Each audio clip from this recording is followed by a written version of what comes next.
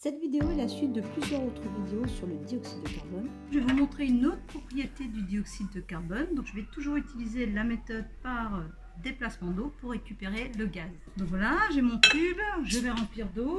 Il est rempli à ras bord. Je ferme ici, je retourne. Il y a une petite bulle d'air, c'est pas trop grave.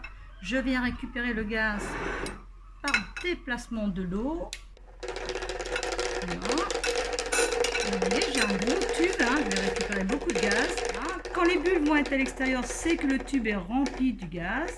Les bulles ne sont pas encore à l'extérieur. Il reste 5 mm, moi je le vois bien. Et vous allez voir les bulles qui vont être à l'extérieur. Ça y est, les bulles sont à l'extérieur, on en a une grosse, voilà. Donc le tube est rempli de gaz. Donc je ne vais même pas boucher, vous allez voir, je vais le faire directement. Alors, une des propriétés qui ne va pas être spectaculaire, mais je ne dis rien. Alors, soit je mets une allumette enflammée, mais je peux faire même mieux que ça. Je vais mettre une bûchette enflammée. Une belle flamme. Voilà.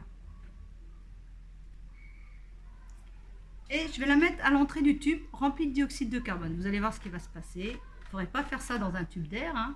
Là, je peux y aller franco. Une belle flamme, hop, hop, elle s'est éteinte directement. Dans un pot d'air, ça aurait été dangereux parce que la flamme serait remontée sur mes doigts, je ne l'aurais pas fait. Et vous allez voir tout à l'heure, je vais vous faire la même chose, pas avec une allumette ou une bûchette enflammée, mais avec une bûchette incandescente. Et dans un autre gaz que le dioxyde de carbone, ça sera du dioxygène. Alors là, on revient sur le dioxyde de carbone, vous avez vu qu'il a éteint la flamme. On dit que le dioxyde de carbone est un mauvais comburant. C'est pour ça qu'on s'en sert dans les extincteurs à neige carbonique. Non seulement quand on pulvérise avec un extincteur, ça chasse l'air, mais en plus, c'est un gaz qui est mauvais comburant. Il n'entretient pas les combustions, vous venez de le voir. Il les éteint. Là, on va refaire l'expérience cette fois-ci avec du dioxygène. Donc, toujours par déplacement d'eau, je remplis d'abord mon tube à essai d'eau et je vais introduire le gaz, le dioxygène. Voilà, c'est en train de sortir. On remplit, ça va assez vite. Là, il est complètement rempli. Donc, je vais le boucher sous l'eau. On a le temps de boucher tranquillement. Voilà. J'ai mon tube rempli d'oxygène avec un petit peu d'eau au fond, mais c'est pas grave. On va enflammer cette bûchette et la rendre incandescente. Vous allez voir, tout à l'heure, une bûchette enflammée s'éteignait dans du dioxyde de carbone. On va l'enflammer au départ, mais on va éteindre la flamme puisque je n'ai besoin juste que d'un morceau incandescent. Donc, c'est parti. Voilà un morceau incandescent. Je mets dans mon tube de rempli de dioxygène. Hop. La bûchette se rallume. Hop. Hop. Hop.